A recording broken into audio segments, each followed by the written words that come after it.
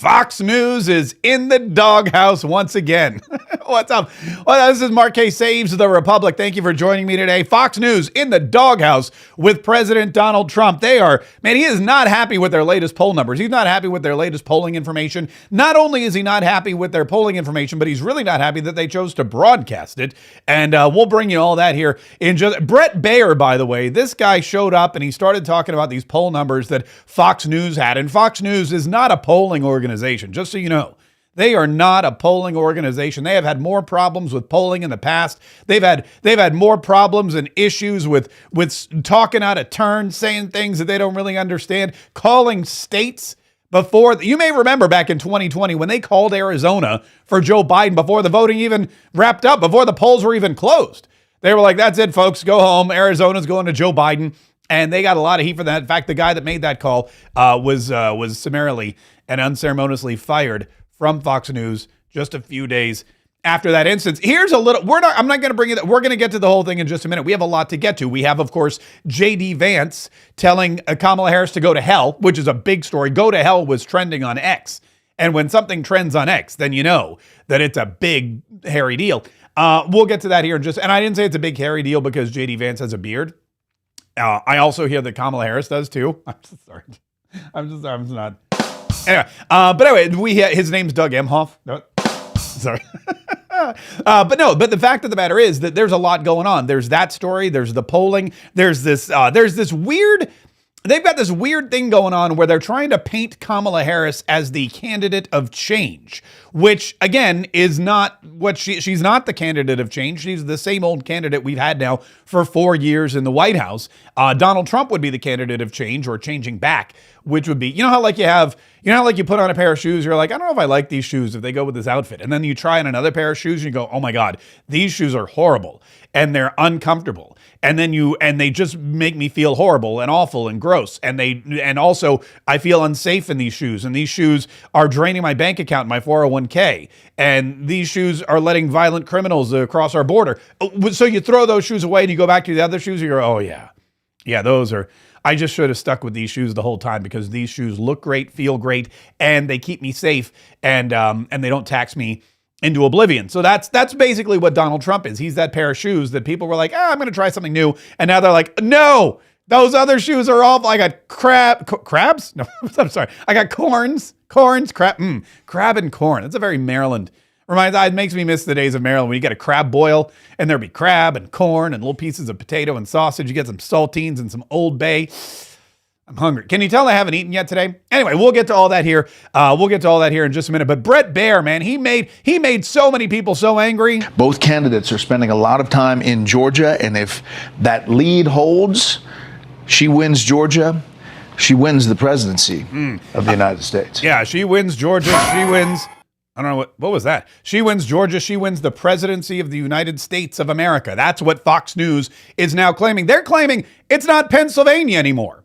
Remember, everyone was saying, man, we gotta win Pennsylvania. Pennsylvania. In fact, I said it several times myself. Pennsylvania. Whoever wins Pennsylvania Avenue. Our good buddy Scott Pressler, who we're trying to get on the show when we go up to Pennsylvania, that guy is out there making sure Pennsylvania goes for Donald Trump, making sure Pennsylvania goes red and stays red, making sure people know that Kamala Harris is opposed to fracking. No matter what she says, no matter how she flip-flops, Kamala Harris is against fracking. And she is not of any friend to any Pennsylvanian. If you think that you're in Pennsylvania and you're going to be better under Kamala Harris, you've got to think again. Because she's just a bad person. But now Bret Baier is trying to tell everyone, no. It's Georgia we got to worry about. If Kamala Harris wins Georgia, then Georgia is the key to Pennsylvania Avenue, and she will win the presidency. And there's a lot more to that poll, which is problematic. Not for me, not for President Trump, but for Fox News, as they continue to try to, I guess, remain a credible news source and a unbiased, if you will, news source for Donald Trump. Now, speaking of unbiased news sources, incredible news sources, CNN is hosting this event with Kamala Harris and Tim Walz tonight. And the reason they're hosting it with Kamala Harris and Tim Walz tonight is because Kamala Harris can't go anywhere without Tim Walz. She's like going to school with her teddy bear. She's hauling this dude around because she's just, I don't know, uncomfortable by herself. She doesn't want to make it, or the DNC is forcing her to take Tim Walz with her, which is also, I mean, that's probably more likely, even though Tim Walz himself isn't all that great. I mean, even though he says some things that are really kind of regrettable and questionable. One person's socialism is another person's neighborliness. Yeah. But anyway, that's the guy that they're going to have alongside Kamala Harris tonight on CNN. And Donald Trump mentioned, he was on the date with the Daily Mail. He did an interview and they asked him about this interview. And here's what he said. Wait, I had the clip right here. Hang on. Here we go. Here's Donald Trump on Kamala Harris's interview. First thing I want to do is say, why isn't it live? It's not a live interview. It's an interview that's going to be taped and then edited and then put out. So that's not even an interview. Then she's doing it with her vice president sitting there. So she's not very smart. When they ask her a question that she can't answer, she'll just look at him. You answer it. I can't imagine. Everyone's waiting for her to do an interview because she's been a very big failure on interviews before, as you know, a tremendous failure. And she brings in the vice president, who, by the way, isn't so good himself. He's been a disaster.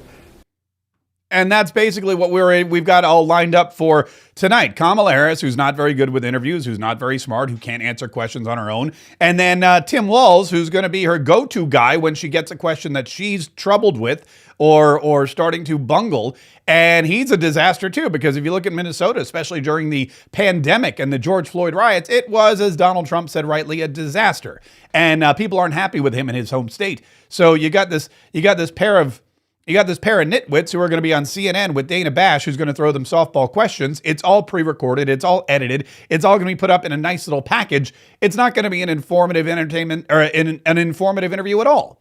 It's just going to be a partisan love fest. And in just a moment, we're going to be chit-chatting with Lara Trump, co-chair of the RNC, and we'll ask her about that. I'm sure she has some things to say. She always does. There's this interesting thing, though, that they're trying to do in the Democrat Party. And they're doing it I guess everyone got the same memo. Everyone got the same battle plan, the strategy. And the strategy is to make everybody think that Kamala Harris is not in charge. They're trying to make everybody think that Donald Trump is the president currently. It was like when we saw Van Jones on CNN was talking about how Donald Trump was the pilot and he was about to crash the plane into the mountain, and you wanted a strong co-pilot. And then Scott Jennings had to go, wait a minute, dude. Joe Biden is the pilot. Kamala Harris is the co-pilot. They're the ones flying the plane into the mountain. And Van Jones didn't like that because the word on the street, on the Democrat street, is Kamala Harris is not in charge. Donald Trump is. Donald Trump is the president, and we need change. And Ben Stiller, who I guess is most famous for playing the role of Gaylord Fokker in Meet the Parents, maybe Zoolander. I don't know. What's more famous, Derek Zoolander or Gaylord Fokker? We'll have to do a poll. We'll get a couple of, we used to be able to do live polls on the podcast and the live stream, and maybe we'll get back to that later on. But I don't know what is it. It was either Derek Zoolander or Gaylord Fokker. I was a big Gaylord Fokker fan myself, so we'll go with that one. So Gaylord Fokker was at the DNC and he was stopped, and this video popped up yesterday, and he was asked, why Gaylord Fokker do you support Kamala Harris and Tim Walz? Here's what he said. Good. Do you mind answering just a quick question why you came and what you like about Harris' platform? Just very excited about moving forward and all the energy and excitement that's around this movement right now. So that's why I'm here, because it's time for change, and it seems like it's happening. You think she'll be able to sustain the momentum post-convention? For sure. You think the race is going to be close? It's going to be close, but everybody's motivated to work and make it happen. So, and she and Tim Walz are just incredible candidates. All right. Thank you, Ben. Okay, man. See you. She and Tim Walz are just incredible candidates. I'll agree with that. They are incredible, as in not credible, which is basically what incredible means. Everyone thinks incredible means, oh, it's amazing, it's stupendous. No, it means not credible. Like, I don't believe anything they say. I don't believe they're candidates. I don't believe these people exist in our political realm. They are incredible candidates. I'll believe with them. I'll agree with them on that. But listen to what he said about change. She can go to hell. Oh wait, that wasn't it. Sorry, I'm getting ahead of myself. Sorry, JD. Hang on. Here it is. Listen carefully again. What he said. Change. Listen carefully. It's time for change, and it seems like it's happening. It's time It's time for change, and it seems like it's happening. But again, Kamala Harris is not the change. She's what we need to change from. Kamala Harris is the Vice President of the United States. Joe Biden is the president. Kamala Harris, as Susan Rice will tell you, Kamala Harris has been an integral architect and executor of the policies of the Biden-Harris administration. And any and all of the policies of the Biden administration that have caused you harm, that have made you poorer, that have made your family less safe, that you feel are detrimental to your future, any and all of those, Kamala Harris is an architect of and the executor of, meaning not only did she come up with the idea, but she's the one that put it into play. And now they're trying to tell you, well, we need a change. He's right that we need a change, but Kamala Harris is the status quo. She's the one who's been here for 4 years. Donald Trump is the new guy on the block. He's the new opportunity that we all have up for grabs and that we should grab because, well, it's better off for the entire country. I think what we need to do is because the they're clearly lying, by the way. They're all trying to say that this is what's his name? What's his name? Brennan or Brewer, or I forget, the guy from CNN. He was chit-chatting with Caroline Leavitt from New Hampshire. Caroline Leavitt is Donald Trump's campaign spokesperson. She's the press secretary for the Trump campaign. She just had a baby, and she's back out there, and she's chit-chatting with all these CNN types. Listen to this back and forth, and with CNN's John What's-His-Name and Caroline Leavitt. He asked her about this idea of Kamala Harris being the candidate for change. How do you explain now that Vice President Harris is seen as perhaps the candidate of change? Okay, but let me pause right there for just a second. This guy is a total tool, and he's totally in bed with the Democrat Party, and this proves again that CNN is just a biased mouthpiece for the Biden-Harris administration, which we knew. But he's saying, how do you explain that Kamala Harris is now seen as the candidate of change? She's not seen as the candidate of change. The only people that see her as the candidate of change are CNN and Gaylord Fokker. It's time for change, and it seems like it's happening. Yeah, are you a pothead, Fokker? Anyway, let's get back to the. Oh, hold on, let's get back to the. Where'd the clip go? Hang on, here it is. Wait a minute. I messed it all up. Hang on, let me grab this clip one more time. Here it is. Here we go. We'll start over. How do you explain now that Vice President Harris is seen as perhaps the candidate of change?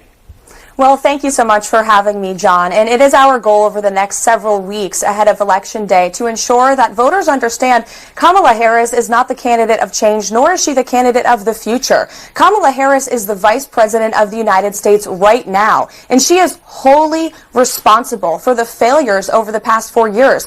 Kamala Harris said she was proud of Bidenomics, which has ushered the worst inflation crisis in a generation. Kamala Harris was named the border czar and has allowed an open border policy of more than 11 million illegal people into our country that has caused a migrant crime epidemic across our nation as well. Kamala Harris does not deserve a promotion. She deserves a demotion. And unlike Kamala Harris, President Trump has a strong record in his first term as president where he secured the border, unleashed the might of our energy industry, ushered peace around this world. And that's our case to make to voters across the country. Okay, by the way, before he says anything else, excellent summation there that she was the border czar. She let all these illegals into the country, that she caused all this inflation. And she is currently in the position of power. And that's something that I think we need to look. If they're trying to push Kamala Harris as the candidate of change, then we need to push her as the candidate of the status quo, as the candidate of continued horribleness in the United States of America. Listen, by the way, to CNN's rebuttal of Caroline Leavitt's comments. More domestic energy production right now than there's ever been in U.S. history, and Kamala Harris was not the border czar. She was appointed to deal with the Northern Triangle. But Kamala Harris was not the border czar. She was appointed to deal with the Northern Triangle. But let me get back to the next. Before you can start arguing that fact, let me just get back to what I wanted to say.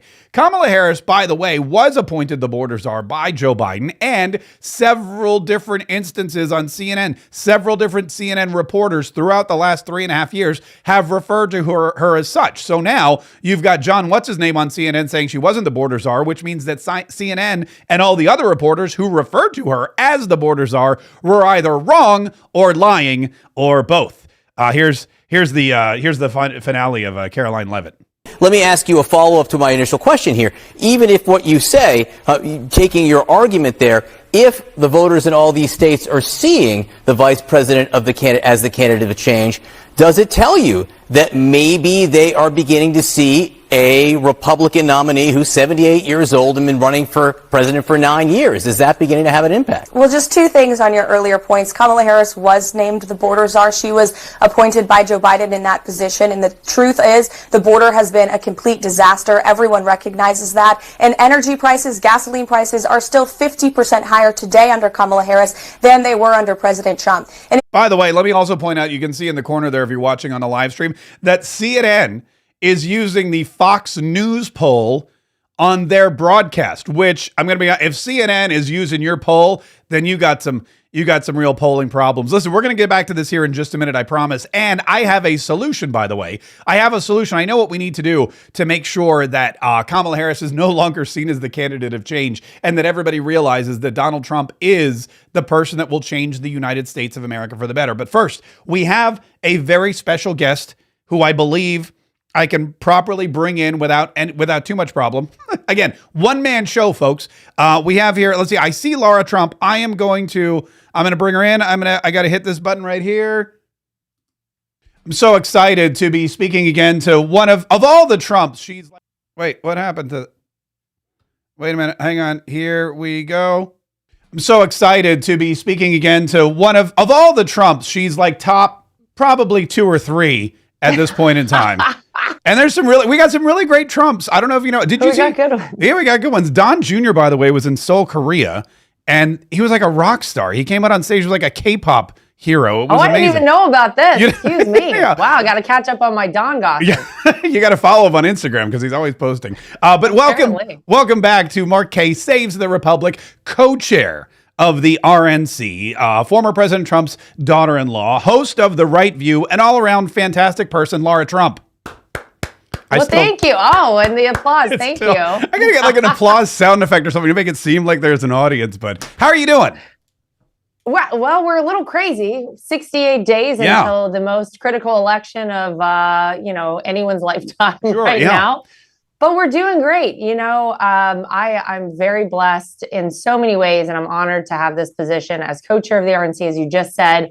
And we've worked really hard, Mark, over the course of the time that I've been in this position to make sure that we have a free, fair, and transparent election. We want every person, no matter how it is you're planning to vote in this election, to feel like your vote matters and your vote counts, whether you're voting early, in person, whether you're voting by mail, or whether you're voting on election day. And let's face it, we can't have Kamala Harris as president of the United States. It would be an utter disaster for our country. So we're working hard, but we're feeling good and excited to get moving with early voting and all of it very soon. I mean, it is a disaster having Kamala Harris as vice president of the United States. Bad enough. Having her as president would be the end of the republic for sure. Let's talk about early voting since you brought it up, and that's one of my big hot buttons. And we still get a lot of pushback on the right. There's still a lot of old school Republicans that treat Election Day as this monumental, untouchable occasion, and they're waiting and they're waiting. And I've tried to hammer it home that that's when the water mains break. That's when the voting machines just happen to go down, or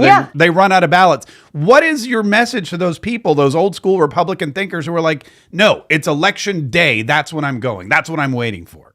Well, and I hear that. I understand that. There is an excitement around Election Day, and you'll hear Donald Trump himself say November 5th is the most important day in the history of America. And he means that by whether you're voting by mail, voting early, or voting on Election Day, that election in and of itself obviously is going to be critical. But you're exactly right, Mark. Look at a state like Arizona. Remember back to the race that Kaye Lake did not win. Yes. What happened on Election Day? You had that very red precinct where you had all of the machines fail in this one area, and you had lines wrapped around the block. These are largely Republican voters. Yep. People have to get back to life. I have 2 kids. People have work. You have life situations happen. You get sick. Kaye Lake may have won that election had those people, instead of waiting until that day, come and voted early for her instead of waiting until Election Day. You look at Nevada. There was a recent election there where there was an ice storm in Nevada, of all things, and it did prevent a lot of people from going and casting their ballot. What we want to encourage people to do from the RNC and the Trump campaign is make a plan. And whether that plan is that you can't leave your house, so you want to request a mail-in ballot, whether it's going and voting early in person, Eric and I are going to go vote early in person. I think you may even see Donald Trump himself go vote early in person. He did in the primary here in Florida. Yeah, exactly. Or if you want to go vote on election day, great, but make sure you have a plan and you stick to that plan. And then if you can vote early, we say get your vote banked and then encourage other people to go vote, whether it's people at church, people at your grocery store, people at your kids' school, whatever it is. We need to swamp the vote, and that is how we make it too big to rig. We actually have a great website. If you're wondering, am I registered to vote? How do I request a mail-in ballot? Where are my voting locations? SwampTheVoteUSA.com. Again, SwampTheVoteUSA.com. You can go there and you can find out all the information you're going to need. You make your plan, Mark, and you stick to it. But look, if we all wait until election day to go cast a ballot, we're going to be playing catch up, and we don't want to do that. We're going to have to start beating the Democrats at their own game. And we know they always beat us in early voting. We know they beat us in things like ballot harvesting, which is why we're going to be doing legal ballot harvesting this election cycle, ballot chasing, anything we can possibly do. We're going to have to do it better than the Democrats because we know they're very slippery in their tactics oftentimes. We're only encourage everyone. We're only doing the legal ballot harvesting. Is that what I heard you say? Not the illegal ballot harvesting? Yeah. Okay, we can only do the legal stuff, but whatever they're doing on the other side, I don't know. I'm still trying to figure out how they caused that ice storm in Nevada, which, I mean, I'm not a conspiracy theorist, but I've long said they've figured out how to control the weather. Laura Trump, co-chair of the RNC. Listen, the debate, okay? I made plans. I'm going to be in Philadelphia September 10th for this debate. Oh. And I booked my trip and I booked my hotel and I hired a videographer. And then all of a sudden, maybe the debate wasn't happening because somebody was trying to change the rules. This thing's going to happen, right? We're prepped. We're ready to go. We're making plans. Well, Donald Trump is prepped. Donald Trump is ready to go. He's been ready to go. He said anytime, anywhere, any place. He did the earliest debate in the history of politics with Joe Biden on June 27th, and it was a knockout punch. Joe's done. Ended great. His career is over. Yeah, it's over for Joe Biden. It took Donald Trump one debate to knock that guy out. And I think you look at what Kamala Harris and her campaign were trying to do in this ABC News debate. It seemed like they wanted to make sure she had all of her notes and everything in front of her. They wanted to sit down. They wanted notes. They wanted all these little things that'll make it better for Kamala. And Donald Trump said, listen, I agreed to these rules that you guys came up with on the Democrat side for the debates in the first place. I agreed to them months ago. You already changed your candidate. We're not changing the rules again. We're going to do the rules as you actually asked me to do them in the very beginning. So it sounds like we're settled. It sounds like, I guess Kamala is going to show up. Donald Trump, by the way, will be on September 4th at a Fox News debate. Right. He says if Kamala wants to be at that one, he'll be ready. I guess they'll do a town hall if she doesn't show up. But look, he wants more debates. He wants the American people to actually hear from him and from Kamala Harris. And let's compare and contrast their ideas and their leadership in this country. Who wants to vote for 4 more years of what we've just been through, Mark? I sure don't. I know the American people don't. But they do want the days of Donald Trump back. They want more money in their pocket, a secure southern border, which, by the way, I guess Kamala Harris is now pro-border wall. Yeah, pro-border wall. Anti-fracking. She's stealing the no tax on tips, the whole thing. Oh, she doesn't want electric vehicles now. Did you know that? You know what? None of it's surprising, I'm sure. She'll probably think that J.D. Vance is her running mate very soon if she's kind of going down this path. We'll see. What, by the way, which reminds me now, is she allowed to bring Tim Walz to the debate too? Because she had to bring him to this interview tonight on CNN. It's like her emotional support VP. It's crazy. She can't be trusted to do any of this. That's the problem they really are going to have. Look, they did the whole sunshine, lollipops, rainbows, and jazz hands routine at the DNC, right? We all saw what they did. She had a great teleprompter right in front of her. And if you need Kamala Harris to say anything, you just put it on that teleprompter. Even if it says price gauging, not price gouging, she will read price gauging, Mark. Whether or not she knows what it means, we don't know. She doesn't know. She can't be trusted. In these interview settings. This is a pre-taped interview, and she's going to have, the buffer of her running mate there with her as well. So, this is going to be the most softball coddled interview I'm sure any of us have ever seen. But it only took her 38 days to do it. So I guess we should all be so grateful to see Kamala. You know, in 2016, I interviewed Eric about the debate that never happened in Miami, and he said they should have clear podiums so that we don't see any notes or hidden wires on Joe Biden's podium. And that Fox News picked that up and it went viral. I'm sending them the whole price gauging thing now, and hopefully we can get the same kind of traction. Listen, the ground game, a lot of people, you know, are concerned about the ground game. And I hear people say, it doesn't matter if I vote or early vote. It doesn't matter about the debates. The fix is in. They're going to do what they did last time. We're all going to go to bed with Donald Trump winning the Rust Belt, and we're all going to wake up and Joe Biden's going to be way ahead. We have measures in place. You and Michael Watley and everyone else, you've been working diligently on that not happening. Is that right? Oh, that's exactly right. Look, from the first day I took this position as co-chair of the RNC, it's been the number one focus, election integrity. Because let's face it, Mark, we can never see another election like 2020 ever happen again. The fact that you have half the country saying, I don't know if I can trust our electoral process. Look, it's integral to who we are as a country to trust that. Otherwise, we really can't call ourselves the United States of America. Now, we know we can't turn to the Democrats for that. So we at the RNC have made it our number one priority. We have recruited 165,000 people to be volunteer poll watchers, poll workers. These are people who work in the polling locations, people to have them in the tabulation centers where the mail-in ballots come in, legal experts on the ground. So we're not waiting a day, a week, a month after you see an issue. We're going to strike right there in that moment and address that issue. And we did a test run in a lot of the primaries across the country of this plan and the system we have in place. And we did address a lot of issues even during the primaries. We need our people out across the country. And I mean our people as in every American, whether you're voting Republican, Democrat, or third-party candidate, you should know when you cast a vote in the United States of America, your vote matters and your vote counts. And it has been our number one priority. By the way, we can always use more. Protectthevote.com is the website if you want to volunteer to be part of this team. So we need people every time a vote is cast and every time a vote is counted to have eyes on it. That's what we are pledging. And we also want to make sure that anyone out there who has any plans to do anything nefarious, here's your message. If you're a person who's willing to cheat in an election or you're an illegal citizen voting illegally in an election, we will find you, we will track you down, and we will prosecute you to the full extent of the law. And if you're illegally here, that also means you're going to be deported. So we want to make sure everybody knows that. I will spread that message far and wide. Can we deport legal citizens too that cheat on voting? Because there's a couple people. I mean, at this point, you know, you might as it's so anti-American. It's so upsetting that people are willing to do this. And by the way, I will say that Michael Watley and I have extended the offer to our friends across the aisle at the DNC to come be part of this team with us to make sure that every American citizen feels like that voting matters and that there's no cheating in elections. I'm sure you're shocked, Mark. They have not responded on the other side at the DNC to come be part of this team. I don't even think they have email over there. They never respond to anything. Hey, I'm glad you brought up the DNC. The last time I saw you was at the RNC. We had a blast. It was the best party I've been to in years. And thank you so much for hosting it. Thanks for having us because it was fantastic. And last time we were there, we played a little game at the end of your interview. And I know that you're so good at them, and I personally enjoy them, and so does the audience. So I have a little. We're not going to have you rate the men in your life again.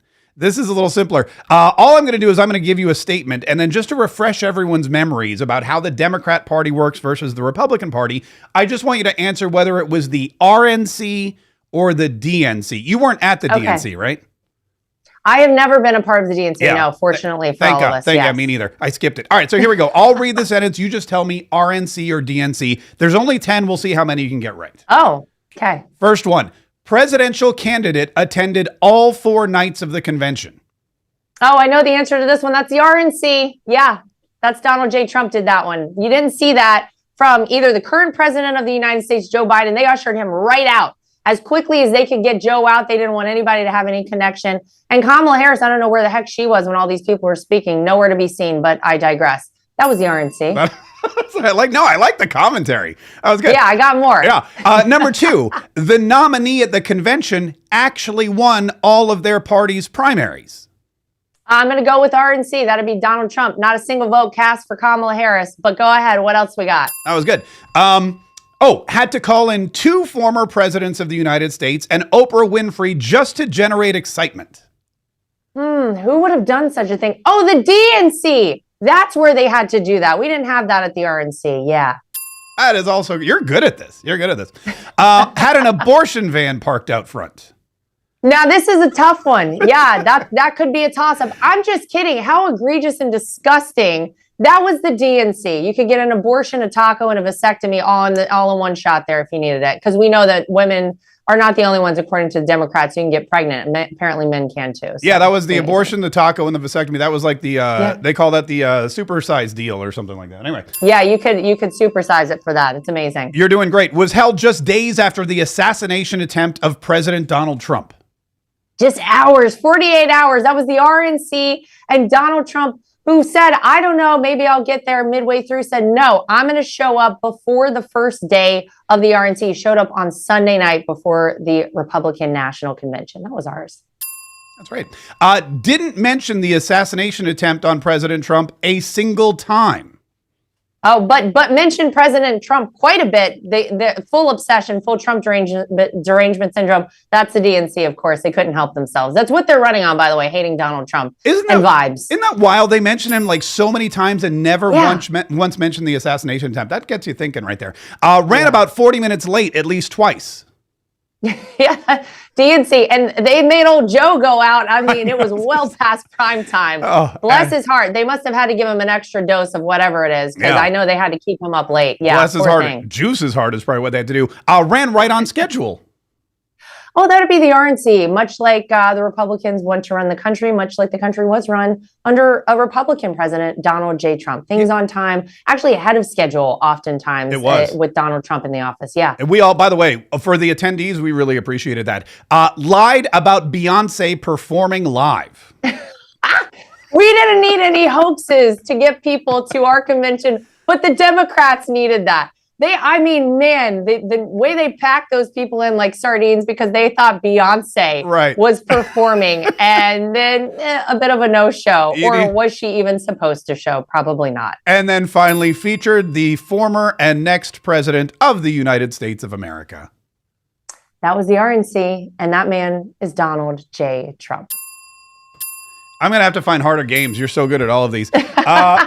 Co-chair of the RNC, host of The Right View. For more information about early voting, go to swampthevoteusa.com, protectthevote.com as well. Lara Trump, thank you so much for being here.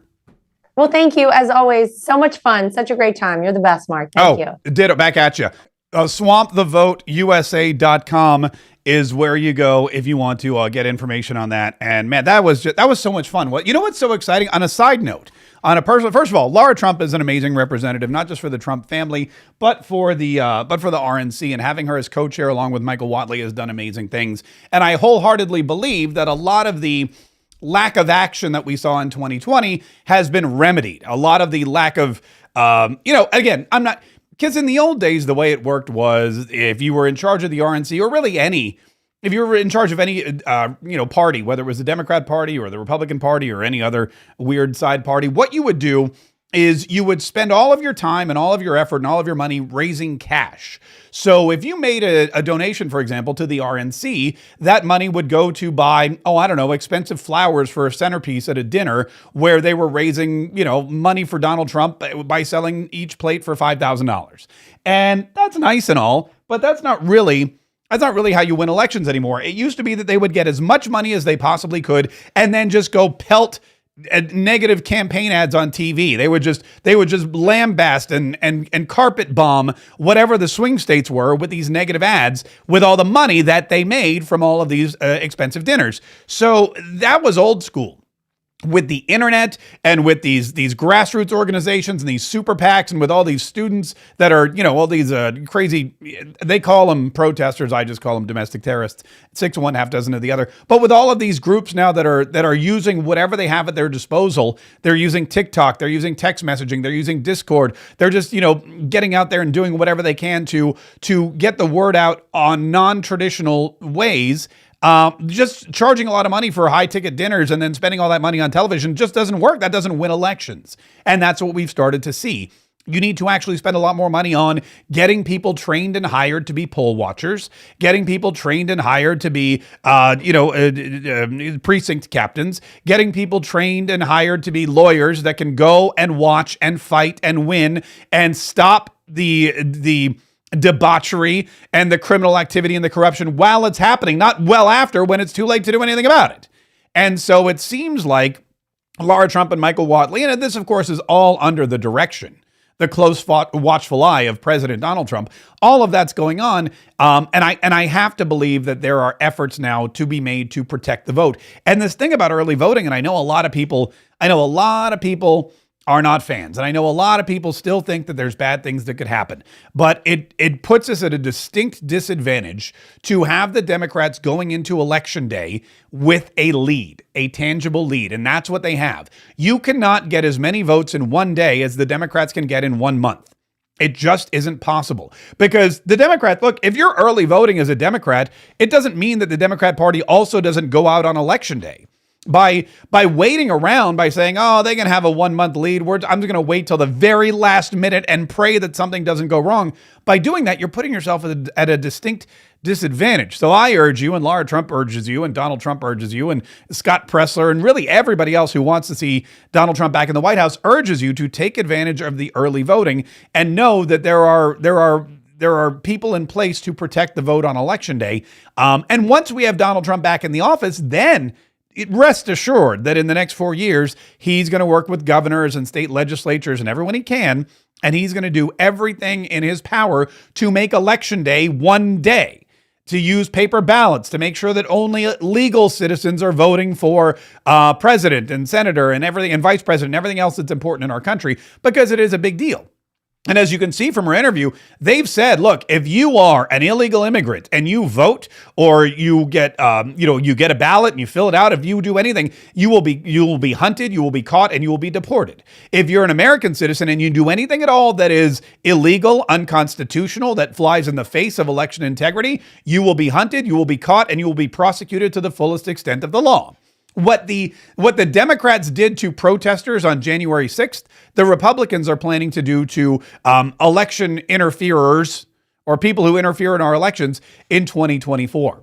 And that's something that's important, and that's something that I'm glad we're going to start seeing. All right, speaking of election interference, let's get back to Bret Baier and Fox News. Bret Baier and Fox News, they have this poll out.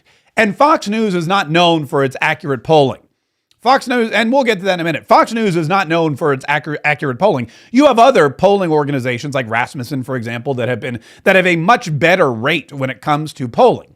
But Fox News, they like to put their own polls out there in the field, and then they report the results, and it gets people scratching their heads. And so here are the results of a poll as brought to you by Bret Baier on Fox News yesterday. Heading now out east to North Carolina. Former President Trump is also ahead there by 1 point. We'll say that he wins the state of North Carolina. We are going to give the state of Arizona to the vice president. And then the recent polling showed President Biden 5 points behind in North Carolina, and it's very, very tight right now. So go back to the map. It brings us to 264 to 258. Again, 270 is what you need to win. And guess what remains? Georgia. Georgia remains. It was the closest contest in 2020, decided by less than a quarter of a percentage point in favor of President Biden. Our recent polling showed the widest gap, 6 points, for former President Trump over President Biden.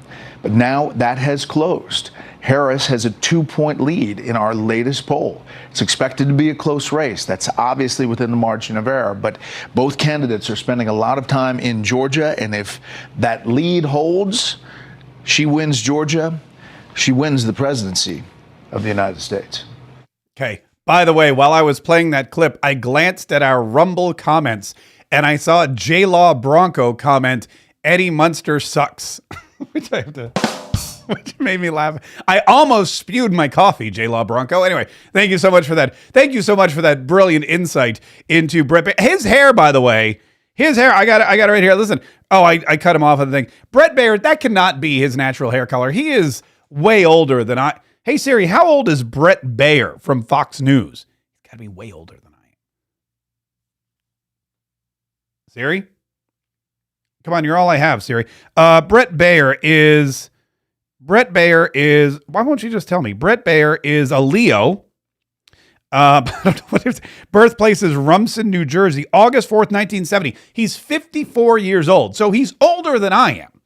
There's no way that is his. Again, I'm not starting rumors. I have no proof. It could very well be that his hair is still that dark after all these years, but I don't think so. I think his hair color is as bogus as this poll that he's trying to push on Fox News viewers. Look at this poll.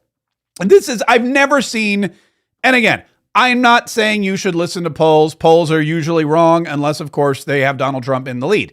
In which case, they're probably more accurate than any other poll, just because the people that are polled are typically Democrats and Republicans do not answer the phone or click on the pop-up or trust polling information. There's a lot of discrepancies in polling, and a lot of these news agencies, they're not able to get an accurate subsection of the United States of America. Unlike Dane Cook, who can just go on TikTok and ask people who they're voting for and can get what I believe to be a much more accurate idea of who's in the lead. Anyway, let's get back to this and take a look at it. You've never seen an electoral map that fleshes out like this. For example, in this map, this is very, okay. In the tip, you know what?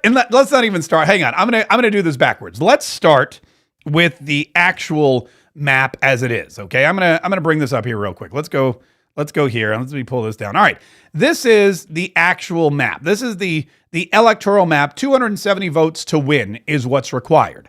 And if you look at this map as it is right now, they took North Carolina out of play, which I disagree with too. But look, these are the states that right now are battlegrounds. Pennsylvania, Michigan, Wisconsin, we get that. North Carolina, Georgia, Arizona, and Nevada.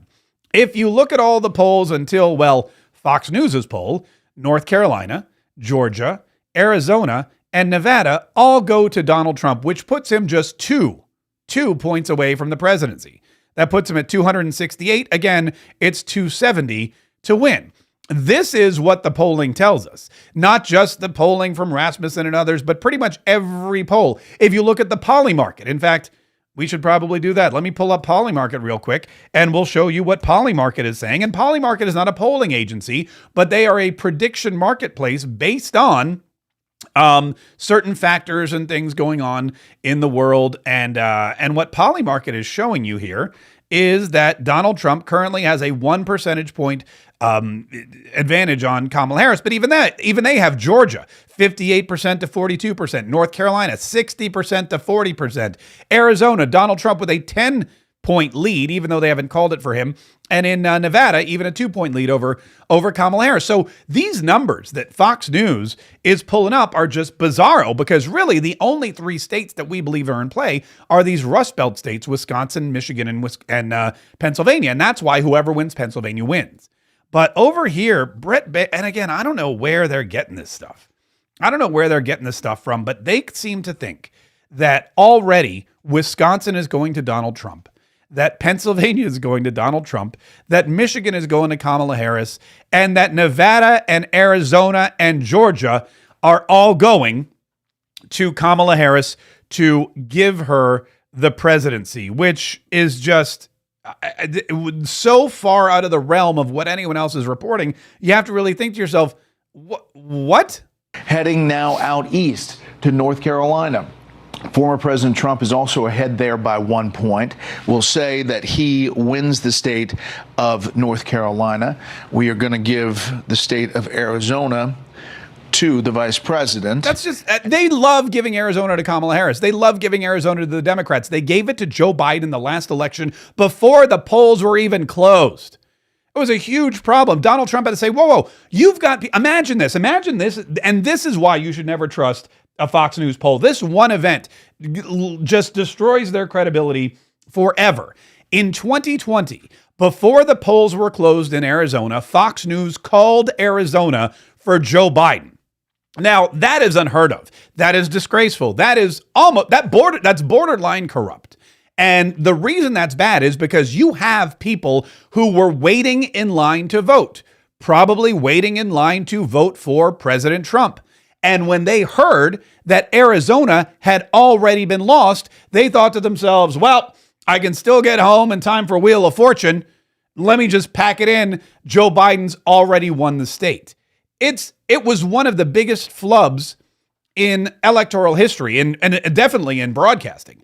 And it was even parodied in what was that movie? What was that show? Succession, which was a show that was loosely based on the Murdochs and the Fox News empire and yada yada yada. And they had a whole episode, or a 3-episode arc where they made fun of that plot line where they accidentally called Arizona before the polls were even closed.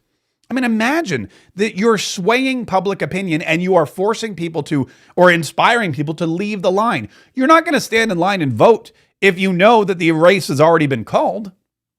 And now they're trying to tell you that Arizona once again is going to the Democrat when no other polls have predicted that. They're going to tell you once again that Nevada is going to the Democrat when the polls suggest otherwise. They're going to tell you that Kamala Harris is going to win Georgia when you have the governor of Georgia, very popular governor of Georgia, now fully endorsing and working with Donald Trump to win the state, when you have Donald Trump campaigning there over and over again, when you have black voters in Atlanta, Georgia, young male black voters in Atlanta, Georgia, every single day on the news and on TikTok and on Instagram, answering these questions, talking about how they don't like Kamala Harris, they don't trust Kamala Harris, Trump is their boy, Trump's going to save the economy, everything's too expensive. People in Atlanta, people in the state of Georgia are not stupid. They know Kamala Harris is not the candidate of change. They know she's the candidate of why their lives are horrible right now.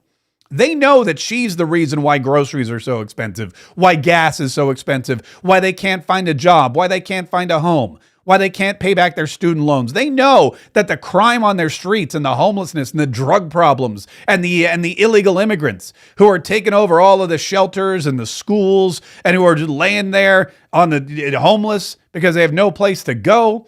All of those are problems that were started by, and really, I mean, I would say not only started by, but exacerbated by Kamala Harris and Joe Biden.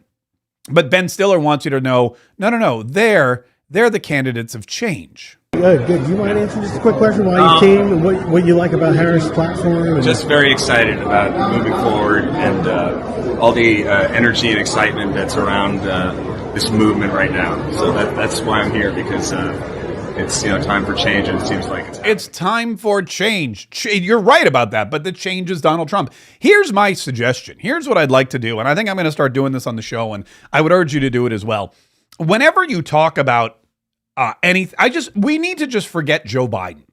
Just forget Biden. Just start calling Kamala the president of the United States. When something goes wrong, just say, President Kamala Harris is shocked that 800,000 jobs that were reported last year disappeared from the accounting. That an audit shows that there were 800,000 fewer jobs that were created under Kamala Harris's administration.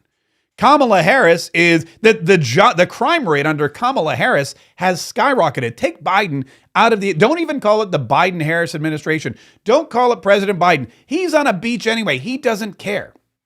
Under Kamala Harris, we have seen the fighting in the Middle East just grow exponentially. Under Kamala Harris, there have been gangs taking over Aurora, Colorado, immigrant gangs taking over apartment buildings and whole city blocks, armed in Aurora, Colorado. Under Kamala Harris, the economy has skyrocketed. Inflation has skyrocketed. Drug prices have skyrocketed. Under Kamala Harris, interest rates and the cost of borrowing money has skyrocketed, while home prices continue to be out of reach for most Americans.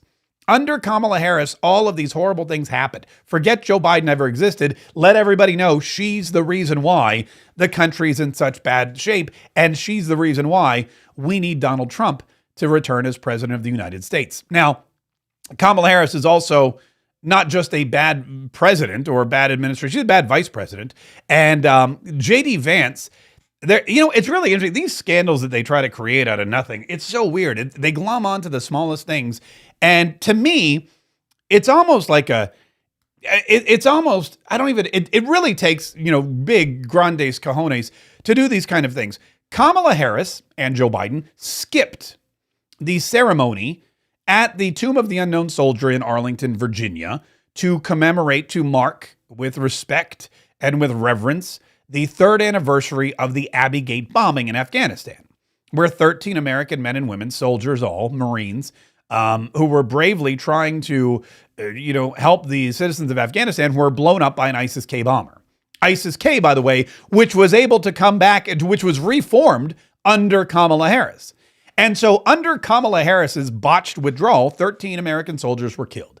And on the third anniversary, President Donald Trump was at Arlington Cemetery. President Donald Trump was listening to taps with his hand on his heart. He was helping to lay the wreath at the tomb. He was meeting with the family. He was there for them. And Kamala Harris and her campaign have now tried to make some kind of scandal out of this because of a kerfuffle that they claim popped up between Donald Trump's photographer and officials at Arlington Cemetery. Apparently, they say, and there's been no corroboration about this, I believe it's a phony story, much like the suckers and losers comments that they like to make, that there was some kind of angry outbreak between a Trump campaign photographer who was trouncing all over the graves of the fallen and a cemetery official who was saying, stop trouncing all over the graves of the fallen. Didn't happen. I guarantee it didn't happen. But Kamala Harris and her administration decided to glom onto it and criticize it. Now, if you're the vice president of the United States, if you're basically the acting president of the United States, and the president of the United States is on a beach somewhere for an extended vacation, would you make this an issue if you yourself weren't there? I mean, it seems to me very obvious. Donald Trump's campaign photographer was in a position of, it was in an inappropriate position and was trouncing on graves or got into some kind of scuffle with a cemetery official and was being disrespectful. Oh yeah? Guess what? At least Donald Trump was there. At least his campaign was there. At least he was there holding the wreath over the grave. At least he was there comforting the parents of the children who were lost in battle. At least he was there. How is it that you argue that? And they do this all the time. They're always arguing this stuff. And all you do is you turn around and say, I mean, at least they were there. And that was J.D. Vance yesterday. J.D. Vance, he was all over the place. This guy's a campaigning machine. He gave a speech yesterday and he tried to stop himself from speaking his truth, but he just couldn't. But to have those 13 Americans lose their lives and not fire a single person is disgraceful. Kamala Harris is disgraceful. We're going to talk about a story out of those 13 brave, innocent Americans who lost their lives. It's that Kamala Harris is so asleep at the wheel that she won't even do an investigation into what happened. And she wants to yell at Donald Trump because he showed up. She can go to hell. I was angry J.D. Vance. Angry J.D. That's the hillbilly in him coming out. She can go right to hell. That's the Appalachian Mountain. That pop. You can take the boy out of Appalachia, but you can't take Appalachia out of the boy. And he's standing there and he's saying, look, exactly what we said. And he did it brilliantly, by the way. Did you see what he did? He did exactly what I said we should just start doing. He took Joe Biden totally out of the equation. But to have those 13 Americans lose their lives and not fire a single person is disgraceful. Kamala Harris is disgraceful. We're going to talk about a story out of those 13 brave, innocent Americans who lost their lives. It's that Kamala Harris is so asleep at the wheel that she won't even do an investigation into what happened. And she wants to yell at Donald Trump because he showed up. She can go to hell. Kamala Harris is asleep at the wheel. Kamala Harris won't even do an investigation. Kamala Harris can go to HE double hockey sticks. She can go to hell. Yeah, that's exactly how we take this narrative back. That's exactly what we do. It's no longer Joe Biden's administration. It's not Biden-Harris anymore. It's Harris. Because Joe Biden's he's become a beachcomber. He spends more time on the beach than seagulls. Joe Biden, the next thing you're going to notice is he's going to get one of those metal detectors that the old guys, they walk around, they're like, beep. He's going to be just beachcombing, looking for, pop tops and I don't even know, and old sunglasses and whatever else you find with those coins and whatnot. But that's it. It's Kamala Harris. She's asleep at the wheel. She's not investigating. She's running the economy into the ground. She's making this place less safe. She's going to start World War III. And if she is going to skip this solemn occasion, if she is going to skip this commemoration of one of the deadliest and most disgusting and despicable arrays of military incompetence and political incompetence that we've ever seen out of any of our commanders in chief, then the last thing she should do is criticize Donald Trump. And if she does, she can go to hell. Yeah. And I couldn't even say it better. myself, so I won't. Listen, we got this interview tonight is going to be very telling. This interview tonight is going to be, again, you can watch it, don't watch it. We'll bring you the highlights and all the lowlights tomorrow. This interview is going to be, we're going to see two things. Number one, we're going to see if Kamala Harris has come up with any new and exciting and unique and non-destructive ideas, unlike her $1.7 trillion economic plan that includes communist-style government price controls. And we're going to see if she has a platform to put America back together. At number two, we're going to see if CNN is truly an unbiased network, or if they just kowtow to the campaign, edit this the way that the campaign wants it to be edited, and do their darndest, Dana Bash and all the rest of them, whether they do their darndest to make Kamala Harris look like some kind of viable candidate and potential president of the United States. I don't hold out a lot of faith. I don't hold out a lot of faith in Kamala Harris. I definitely don't hold out a lot of faith in CNN. I do believe that this will be more of the same that we saw at the DNC, which means there's going to be no messaging. There's going to be no solid plan. There's going to be a lot of talk of joy. There's going to be a lot of talk of feelings. There's going to be a lot of talk of probably more talk of joy. And then you're going to have a lot of Trump bashing. You're going to talk about Donald Trump and January 6th. You're going to talk about Donald Trump and some of the things he said. You're going to talk about, there's going to be a lot of lies. What's really going to be interesting to me is, will they call her on the lies? For example, one of the biggest lies that's been told about Donald Trump this election season by the Democrats, by Kamala Harris, by her supporters is that Donald Trump is for a national abortion ban. And that's something they've perpetuated over and over and over and over again, even though it's clearly noted, and people on CNN have actually pointed this out, that he's not for an abortion ban. He's for, as Donald Trump has stated, allowing the states to make their own laws regarding abortion. And that's very much what the Constitution points out. Any laws that are not included in this document are passed to the states to determine on their own. That's why some states you can get an abortion. Some states you can't. Some states you can gamble. Some states you can't. Some states you have to be 18 to get a driver's license. Some states it's 14. Every state has different parameters. Every state has different needs. Every state has different politics. Every state has different requirements for their citizens. That's the way our founders decided it should be. Because the economic shipping strongholds of the northern I guess you would say colonies were very different from the agrarian rural colonies, and you couldn't force both of them to fit into the same category. It just didn't work. And that continues today. And Donald Trump has never said a federal abortion ban is in his plan, that he would sign one, that he would urge one. He said it's up to the states. Kamala Harris has lied about that repeatedly. Her surrogates have lied about it repeatedly. Everybody at the DNC was lying about it repeatedly. If she lies about it on CNN, will Dana Bash push back, or will she allow it to go forward? I imagine she'll allow it to go forward. If they bring up this 2025 narrative that Donald Trump was the architect, one of the chief writers of Project 2025, which he is not. Donald Trump's administration, Donald Trump's campaign staff, none of them came up with Project 2025. None of them have endorsed Project 2025. None of them have said, hey, Project 2025, that's going to be the blueprint for our next administration. But that's what the entire DNC was about. It will be interesting to see if Kamala Harris perpetuates that rumor, perpetuates that misconception, and of course, whether or not CNN also bolsters it, or if they say, wait a minute, that's not true.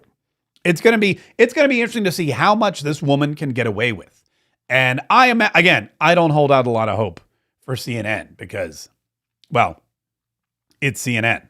And as for Kamala Harris, she can go to hell. Yeah. Listen, thank you so much for watching today. Thanks so much to Laura Trump. She was really incredible, and props to me because, like I said, I'm all alone by myself. We managed to do an interview. We managed to do a visual interview, which is different than what we've ever done before. But she was incredible. She was fantastic. We're going to take some of the highlights and we'll post that as well if you missed it. That website she promoted again was swampthevoteusa.com, where you can go and you can talk about just really anything at all. It's like an election headquarters for real electing Donald Trump. SwampTheVoteUSA.com. I'd be remiss if I didn't tell you to go to MarkKShop.com and purchase any and all Mark K gear that you would like, including the America's future will be bigger, better, bolder, brighter, happier, stronger, freer, greater, and more united than ever before. T-shirts and hoodies and tank tops. Not to mention the Mark K signature line and all of your Patriot gear. MarkKShop.com is where you go.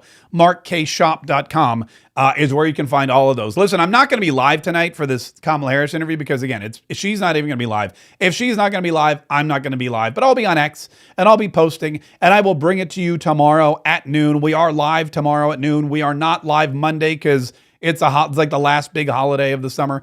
But we're going to be everywhere all the time. So thank you so much for listening. If you have not yet subscribed to YouTube, to Rumble, you got to do that. Subscribe, hit the little notification bell. We try our best. We know that you get, every now and then I hear somebody say, oh, I didn't know you were back, or oh, I missed it, or oh, I can never find you. Well, if you're here now, you don't leave until you subscribe. Hit the notification. If you're listening to the podcast on iTunes, you got to let these people know, I like this stuff and I want it every day.